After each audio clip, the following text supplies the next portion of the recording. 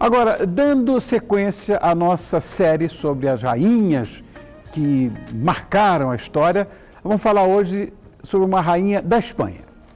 No início da série, você se lembra, nós falamos da Rainha Vitória, depois foi a vez da Maria Antonieta, depois falamos de Nefertiti, ou Nefertiti, como os arqueólogos chamam, depois da Rainha Maria I, a louca, mãe de Dom João VI. Depois, semana passada, nós demos uma volta no continente africano, conhecemos a vida da Rainha Tsinga-Mbandi, que foi o maior símbolo da resistência africana à colonização. E hoje será a vez de explorar a vida e o reinado da Rainha Isabel de Castela. Quem vem nos falar sobre ela é o historiador do curso de Relações Internacionais da ESPM, que é a Escola Superior de Propaganda e Marketing e Belas Artes, Sidney Leite. Sidney, obrigado por ter vindo. Grande prazer. Meu prazer, que é apaixonado por história, e você ainda me agradece? Deixa eu ficar com minha conta isso. Tudo bom, querido? Tudo ótimo. Você sabe que eu tenho um filho bacharel em propaganda e marketing na SPM, está fazendo pós-graduação agora lá. Ah, que ótimo. É, lá na SPM, que é uma referência, né? Uma excelente escola. Uma excelente escola. Propaganda e marketing, enfim. Vamos começar do começo. Quem foi Isabel de Castela? Nossa, você está falando das rainhas, eu vou ter hoje a pretensão de dizer que ela foi a primeira grande rainha da modernidade. Porque a Espanha foi a primeira grande potência que nós tivemos no sistema internacional moderno. Seguramente. Em grande parte, o poder da Espanha se deve a Isabel de Castela. Ela foi um personagem que talvez tenha ficado um pouco no segundo plano em função do próprio marido, do Fernando, mas a história nesse aspecto é muito injusta com ela, porque ela de fato foi rainha de Castela. No próprio casamento com Fernando foi feito uma espécie de um contrato em que ela exercia diretamente o poder sobre Castela. E ela foi uma mulher extremamente forte. A própria ascensão de Isabel ao poder se deu por intermédio de uma luta entre as diversas famílias nobres que existiam em Castela. E ela é uma mulher muito especial, porque eu diria que ela tem um substrato do que há de mais intenso do mundo medieval. Ela, de certa forma, é uma cruzadista de origem medieval. Agora, por um outro lado, é uma das fundadoras da modernidade. Então, é um personagem histórico riquíssimo, uma mulher, sob todos os aspectos, encantadora, né? Eu diria que, para a Espanha, o peso de Isabel é o peso da rainha Elizabeth I. Exatamente, que também é Isabel, e na tradução literal seria isso, né? Você vê, Henrique VIII matou todo mundo, quebrou o maior pau porque queria um filho homem. Veio uma mulher, e que os ingleses todos, tinham até um inglês agora há pouco, que nós estamos conversando sobre isso, sobre rainhas. Para o inglês, a Elizabeth I foi a melhor rainha que a Inglaterra já teve. Sim. Quer dizer, como estava errado Henrique VIII, né? Com uma diferença, eu acho que importante entre as duas, não é? Que é esse caráter de uma certa continuidade de valores e de conceitos medievais. Sim. Um catolicismo que eu me recordo de um grande pensador das relações internacionais e um homem muito poderoso, o Henry Kissinger. Ele, num livro maravilhoso sobre as relações internacionais, ele fala que esses primeiros reis de Espanha eram fundamentalistas, era a expressão que ele usa no livro. E ela, de certa forma, era uma fundamentalista. Até porque aquela história toda da Santa Inquisição, ela estava lá presente nessa história. Vamos falar sobre isso também. A personalidade dela era porque todo mundo fala da Rainha Isabel como a católica, não sei o quê, mas a personalidade dela, como é que era? Uma mulher forte. Os relatos que existem sobre ela, infelizmente, poucos relatos, o que é curioso em língua portuguesa, nós conseguimos muita coisa em espanhol e inglês, mas os relatos de personagens que foram contemporâneos falam que era uma mulher de fala mansa, mas muito altiva, que convencia muito, seduzia muito na sua fala, de uma estatura média, mas com olhos envolventes, olhos azuis envolventes. Enfim, a personalidade dela, de alguma forma, se materializava nas suas ações. propriamente nas suas ações, porque ela não tinha um porte físico a ponto de impressionar como outras rainhas, né? Mas era uma mulher de voz serena, mas com muita firmeza, com muita altivez e que com convicções e valores muito arraigados. Quer dizer, ela não permitia dúvida. Quer dizer, uma mulher, nesse aspecto, eu concordo com Kissinger, é uma mulher, uma fundamentalista na defesa dos seus valores, das suas crenças, dos seus ideais, em que enfrentou as primeiras grandes batalhas do mundo moderno. Ela ajudou a criar o mundo moderno. Você tem essa visão, né, Celina? Ela, na verdade, se tornou rainha de que maneira?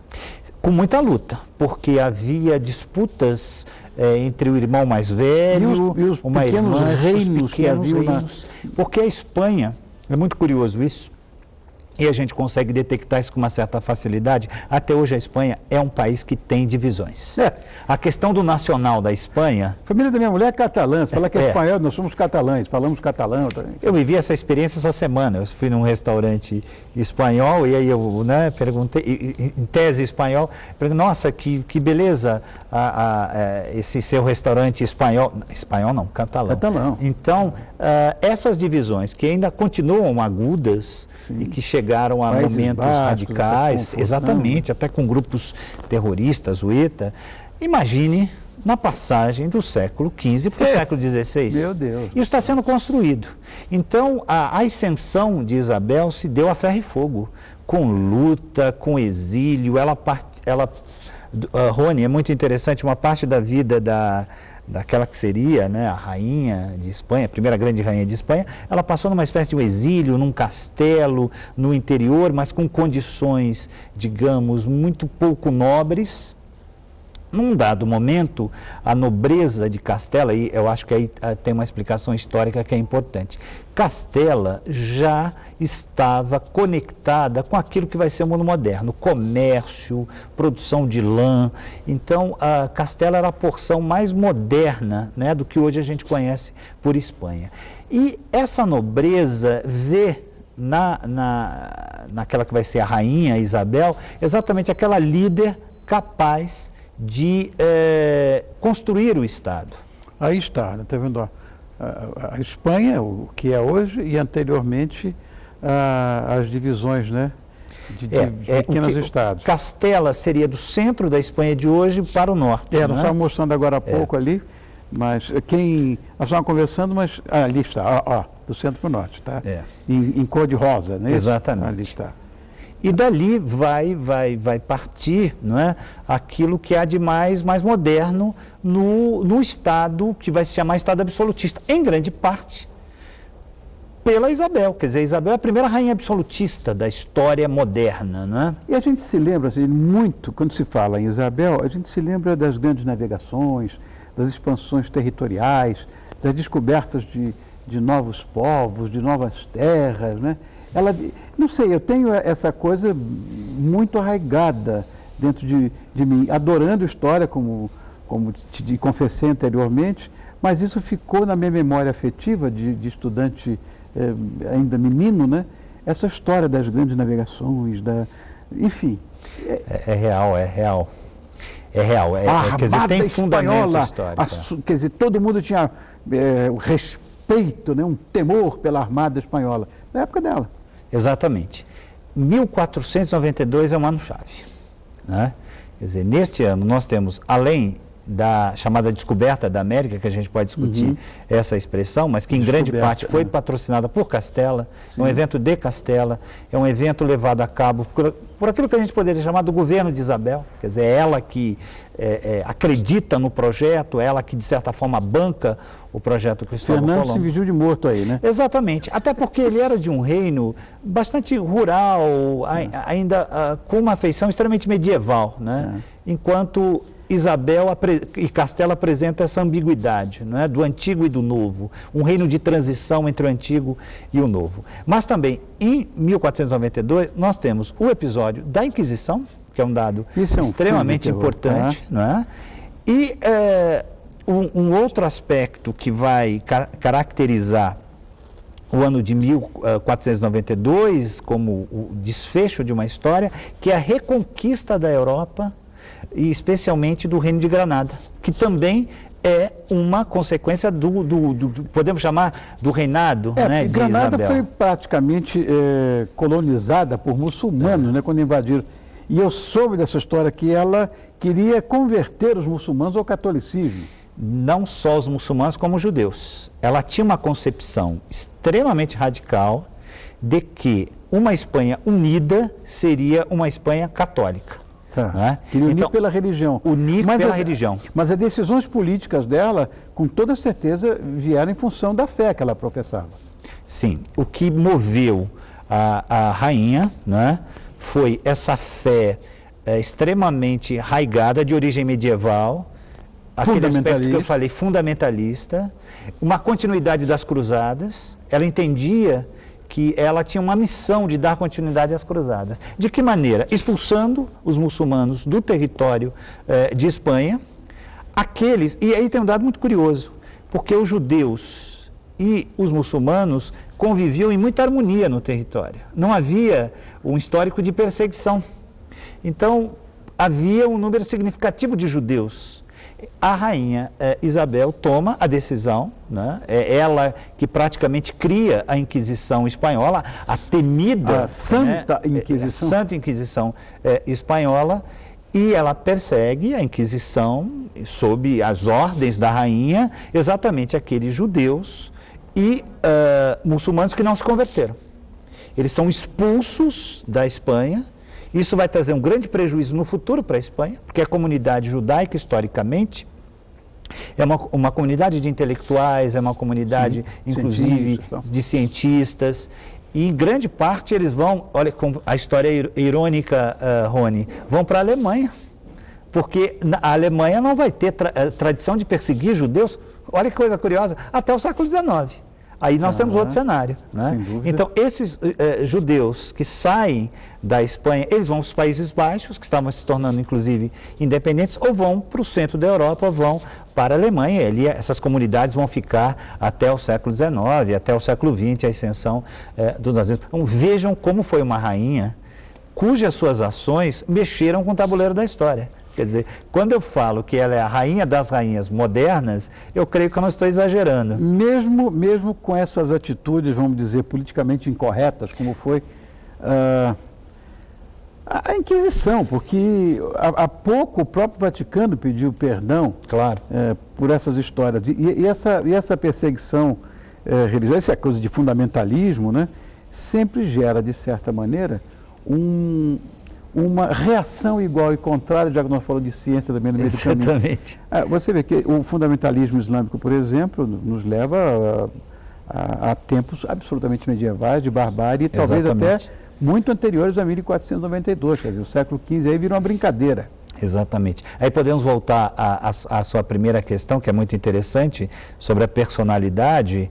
Veja, com esse histórico, com essas ações, era uma mulher que era amada ou odiada. Quer dizer, não havia meio termo. Tanto que depois o próprio Vaticano vai discutir até a possibilidade de transformá-la numa santa, e ela vai se tornar a rainha católica por uma denominação do próprio Vaticano, né? Aliás, os reis católicos, tanto o Fernando quanto a Isabel, que são os defensores do catolicismo. Isto vai redundar naquilo que a gente poderia chamar de um ganho político. Tem um outro fato muito importante da história do Brasil que está ligado a Isabel, que é o Tratado de Tordesilhas. Sem dúvida alguma. Ela é uma das articuladoras do Tratado de Tordesilhas. Que foi exatamente aí no final do século XV, em que a parte direita ficaria para Portugal, a parte esquerda do meridiano ficaria para a Espanha. Mas teve um malho ali também, né? Teve. Agora, eu pergunto a você, assim, que história é essa? Terras a serem descobertas. Isso é tão profundamente discutível. Sim. Até fenícios já estiveram aqui. Exatamente. Imagina. As memórias do Marco Polo já mapeavam esses cenários. Então, os mapas de Piri-Reis. Se sabia muito bem o que estava acontecendo. Agora, foi um grande negócio para a Espanha. Porque a Isabel de Castela foi um grande negócio para a Espanha? Foi um grande negócio, porque a conquista da América implica numa grande transferência, especialmente de prata. Potosí. Sim. Era uma montanha de prata, num livro que é maravilhoso, que eu recomendo para os nossos telespectadores. Aliás, eu acho que é um luxo a gente estar discutindo em TV aberta esses assuntos. Isso é típico de emissoras europeias, né? Não, pelo contrário. É um luxo. Você está de parabéns. Você está de parabéns. Isso é nosso dever. Mas isso é raro, né? Comprometimento com a cultura nacional, pelo amor de Deus. Mas Potosí era uma montanha de prata. Em pouquíssimos anos, essa prata saiu da América e foi exatamente abastecer essa coroa espanhola, que aí tem um aspecto negativo a longo prazo, se acomodou. O espectador lembra que no início eu falei, olha, a Isabel tem, não é, no seu reinado a modernidade e o mundo medieval. Ela representa essa transição. A prata que sai da América e vai para a Espanha, vai tornar a Espanha a maior potência durante todo o século XVI. Só que a Espanha deixa, e especialmente Castela, de enveredar pelo aquele caminho que seria o da Revolução Industrial. Então, o lado... a época vitoriana foi levada a isso. Exatamente. Então, veja que curioso, não é? Quer dizer, aquilo que impulsionou a modernidade, por um outro lado, vai gerar na aristocracia espanhola, a prata, uma acomodação, uma zona de conforto, que vai ser muito nefasto para a Espanha. Em um século, como diria o Fernando Pessoa para Portugal, o império se desfez. Exatamente. O império, né, se desmontou. Exatamente, meu. Adoro Fernando Pessoa. Mas é isso mesmo, a Revolução Industrial Inglesa, arqui-inimigos que eram, né, a Inglaterra e a Espanha, de repente, mas também foi a partir do século XIX, né? É verdade. Agora, as raízes que a Isabel plantou, a Elizabeth I, ela vai ser, inclusive, a rainha inglesa que vai liderar a destruição da Armada Invencível de Espanha. Exatamente. Que, de certa forma, na base está Isabel. Duas mulheres geniais. De primeira grandeza. Cid, muito obrigado por ter vindo. Um grande prazer, Rony. Olha, eu quero agradecer muito a presença do historiador, do curso de Relações Internacionais, da ESPM, que é uma referência. Eu tenho um filho bacharelado lá, que é o Leonardo, é a Escola Superior de Propaganda e Marketing e de Belas Artes também, né? Eu agradeço muito. Olha, esses papos não tem ideia como eu gosto. Maravilhoso, não né? É? Volte mais vezes, falar de outras rainhas. Obrigado, querido. Sucesso. Obrigado.